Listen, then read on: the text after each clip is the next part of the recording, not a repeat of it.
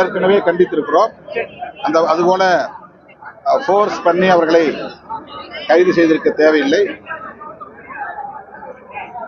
இந்த கைது நடவடிக்கையை மட்டுமின்றி அவர்கள் மீது வழக்கு புனைந்ததையும் கண்டித்திருப்பதோடு அந்த வழக்குகளையும் திரும்ப பெற வேண்டும் என்று மீண்டும் வலியுறுத்துகிறோம். இந்த விஷயத்துல உங்களே குறி வச்சு பேசுறாங்க. குறிப்பா தமிழ் என்ன சொல்றாங்கன்னா, சரியா குரல் கொடுக்கல, ரொம்ப லேட்டா வந்தாங்க. நான் 4வது நாள் போனேன். 5வது நாள் நான் போனேன். 4வது நாள் எம்எல்ஏ செல்வச்செல்வன் போனாரு. 6வது நாள் முதலமைச்சரை சந்திச்சோம். தொடர்ந்து 7வது நாள்ல இருந்து 13வது நாள் வரையிலும் அந்த போராட்ட குழுவினரோடு தொடர்பில் இருந்தோம். அமைச்சரோட பேசினோம், நேரு அவர்களோடு பேசினோம், சேகர் பாபு அவர்களோடு பேசினோம். முதலமைச்சரோடு பேசினது மட்டுமில்லாமல் அது தொடர்புடைய அதிகாரிகளோடு பேசினோம். தொடர்ந்து அந்த களத்தில் இருக்கிற விடுதலை சிறுத்தைகளை திடீரென்று ஒரு நாள் சில நிமிடங்கள் வந்து போனவர்கள் விமர்சிப்பது வேடிக்கையாக இருக்கு.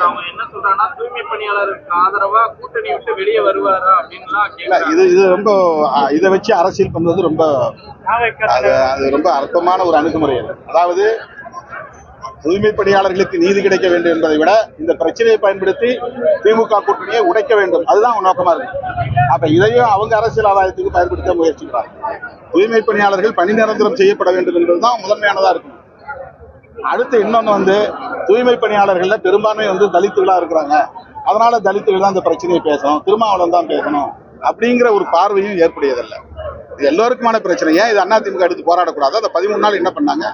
கடைசி நாள் போலீஸ் போய் அவங்களை கை வைக்கும் போது தானே எடப்பாடி பழனிசாமி அவர்கள் வாய் திறக்கிறாரு. இந்த வாய்ப்பை பயன்படுத்தி 13 நாள்ல தொடர்ந்து அதிமுக அந்த போராட்டத்தை தலையிட்டு இருக்க வேண்டியதானே? ஏன் தலையிடல? அவங்க பிரைவேடைசேஷன் பண்ணாங்களா, அதுக்கு என்ன பதில் சொல்றாங்க? 15 மண்டலங்களை 11 மண்டலங்களை அவங்க தனியார் மயப்படுத்தினாங்கல்ல, அதுக்கு அதிமுகவுடைய பதில் என்ன? அரசாணை 152 போட்டதே அதிமுக தான்.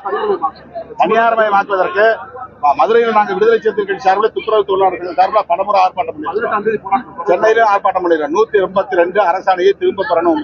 அந்த அரசாணை படிதான் இப்ப இந்த வேலையில நடக்குது.